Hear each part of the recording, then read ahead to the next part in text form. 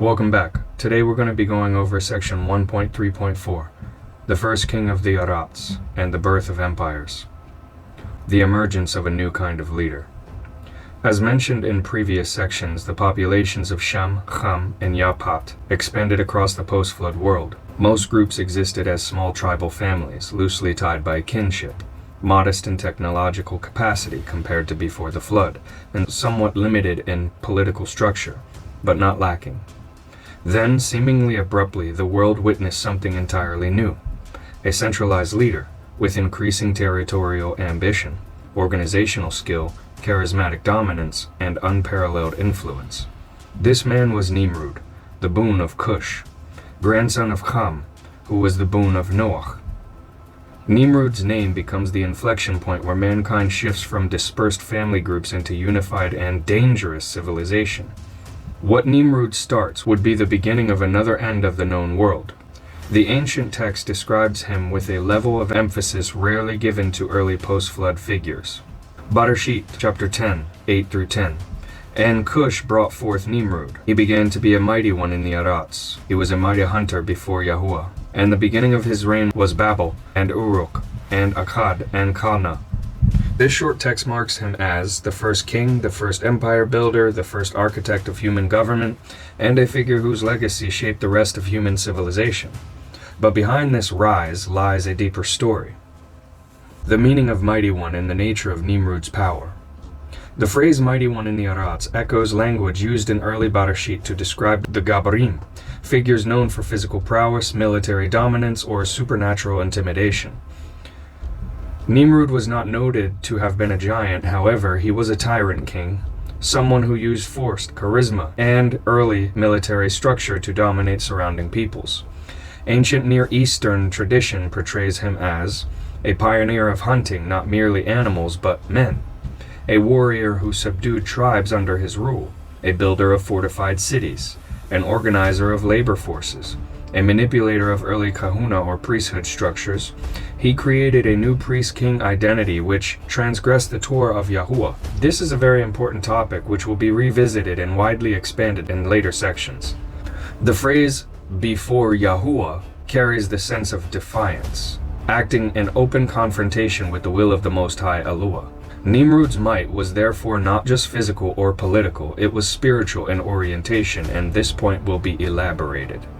The first empire, the beginning of the kingdom of man.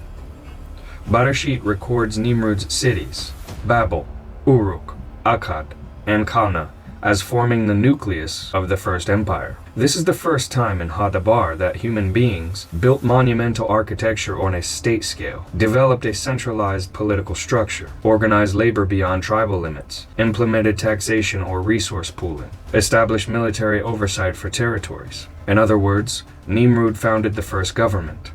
Everything that defines the kingdoms of the Arats begins here. Sovereignty, centralized authority, imperial expansion, political hierarchy, national identity, military enforcement, urbanization, administrative control. This was the world's first state, and it bore the imprint of its founders' ambitions.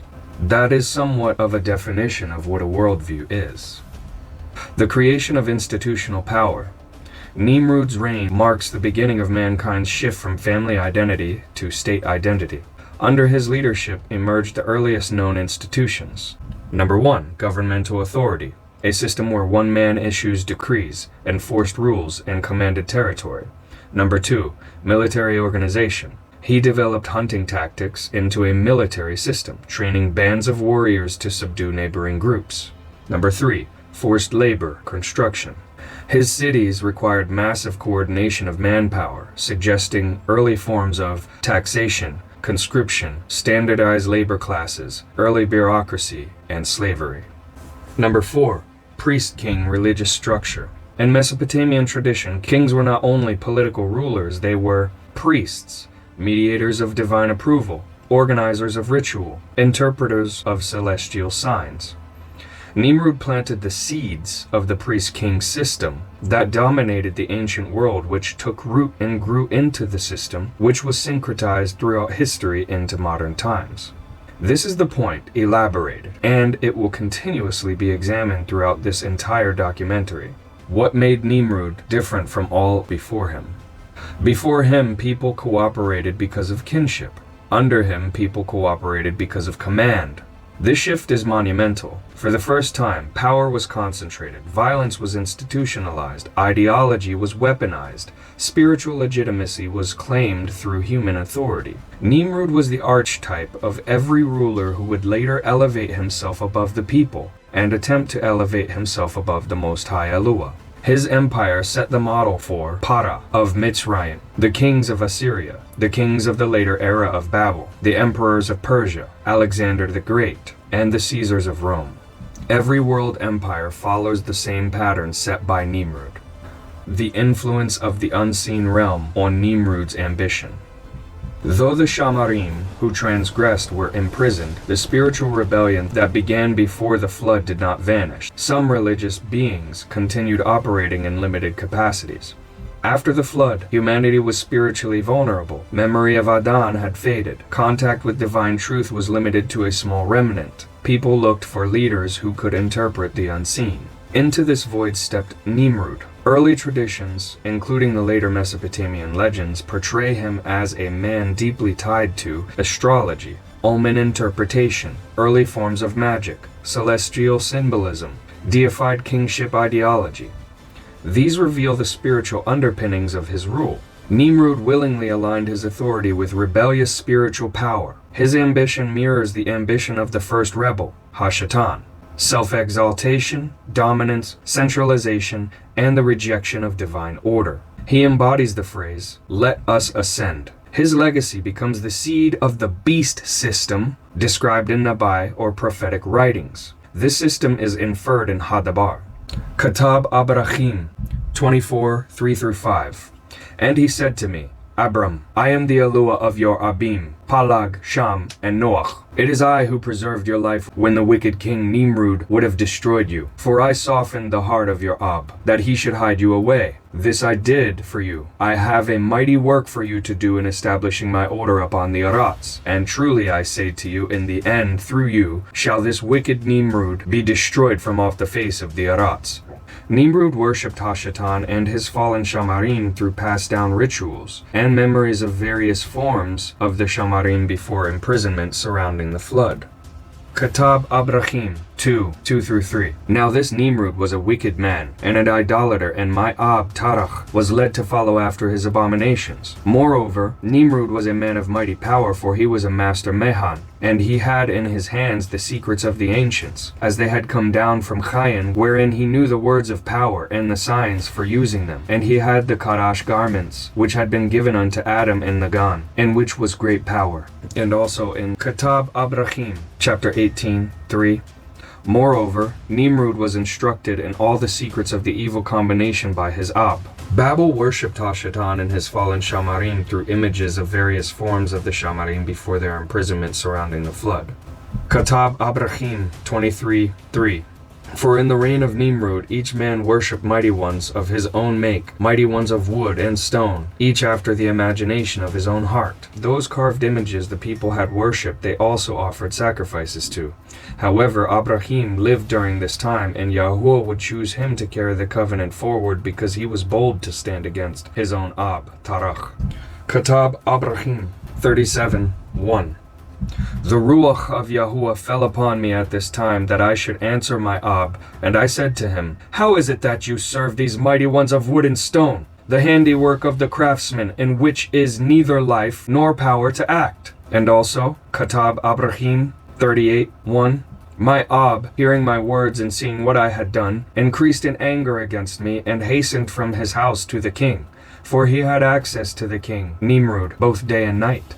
Abraham was also bold enough to stand against the corrupted system in the face of certain death. Katab Abraham 39:1-3. When I appeared before King Nimrod, he was seated upon his throne in all his splendor, but it was as darkness to me. At his right hand sat my Ab, Tarach, and around them sat princes and noble ones of his realm.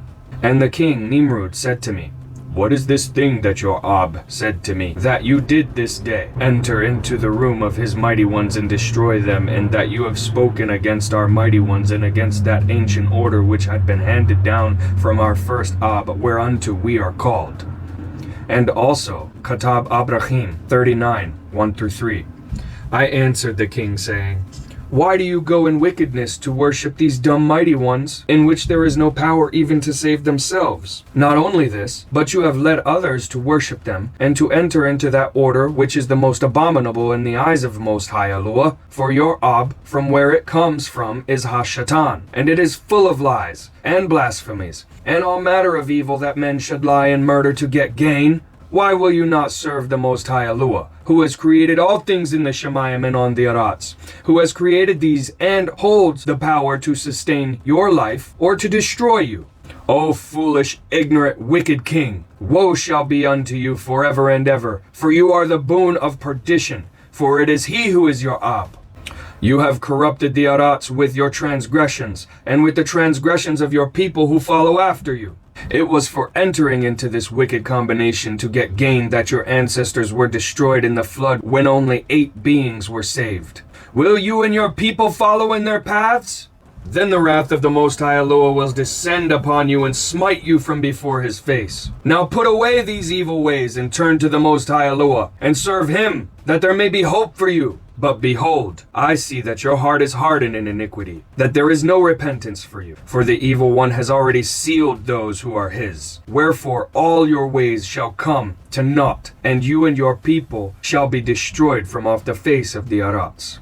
And also in Katab Abrahim 42, 1-5. When King Nimrod heard my words in prayer which I uttered, he ordered me to be cast into the prison house until he determined what to do with me. And after 10 days, King Nimrod gathered together all his counselors and rehearsed to them all the things concerning me. And when he rehearsed all the things to them, he asked them, saying, What judgment shall such one receive who has reviled the king and our mighty ones and our holy order? And they returned judgment to him, saying, The man who reviled the king should be hanged from a tree until he is dead, and the tree shall be cut down to the ground, while all the people shall shout, Thus shall it befall him who reviled the king. But this man has not only reviled the king, but also our mighty ones, and our holy order. And according to our law, such one shall be cast into a furnace of fire until he be consumed, that nothing remains of him in the Arats. Of course, Abraham did not perish in that furnace. Yahuwah preserved him. Abraham is the covenant Ab, of the lineage which Yahusha Mashiach comes from, a promise made and kept by Yahuwah, which persists until the end of days at the return of Yahusha Mashiach to finally destroy the deception. Salah. Katab Abraham 51, 1. But behold, Hashatan was not content to have me continue to disrupt his reign in Shalom. Therefore he sent a dream unto King Nimrod, in which the king did see that I should be the destruction of himself and of his reign. That dream depicts Hashatan communicating future destruction of corrupted empire to his puppet king Nimrod. Hashatan is not destroyed but only bound, and according to Hadabar, he still rules the Arats. Therefore, the dream infers the battle between the spiritual forces of deception and the covenant peoples would continue even after Yahusha Mashiach's crucifixion, all the way until the end when the destruction of Hashatan takes place. More could be said on this topic, but for now it was only important to mention the rebellious spiritual power that King Nimrod had possessed, and how most of the world was influenced by the spiritual powers of corruption in the unseen realm, even after the flood. The world was about to become unified, and Nimrod was the first global leader to do it. The first attempt at globalization. Under Nimrod, the world saw the first urban center, the first capital city, the first empire, the first form of centralized language, the first coordinated ideological system, the first attempt at unifying mankind into one political body. Modern governments, military alliances, global religions, and international institutions are but shadows of the system which Nimrod designed. This is why the early chapters of Bereshit are not merely history. They are Nabal, or prophecy in pattern form. The world's end empire will reflect its first. Transition to 1.3.5. The enemy was not content to merely rule cities, he wanted to govern the entire world at once. Nimrod was the perfect puppet, and he was not content merely to establish cities. He sought to build something far greater, a monument, a symbol of human ascendancy. and a structure designed to merge political power with spiritual rebellion, by selfish ambition and the works of their own hands. This ambition materialized in the heart of the puppet Nimrod's capital, the Tower of Babel, where slavery was first introduced, where the world's first kingdom was started, where the world's first government was instituted and state identity was birthed, where the world's first military was fashioned and the first educational system was built, where religious superpower ideology first formed, where the deceptive worldview started, and where the beast system began. This concludes section 1.3.4, the first king of the Arabs and the birth of empires, and next continues into 1.3.5, the city of Babel, the prototype of civilization and institutional power. Shalom, brothers and sisters.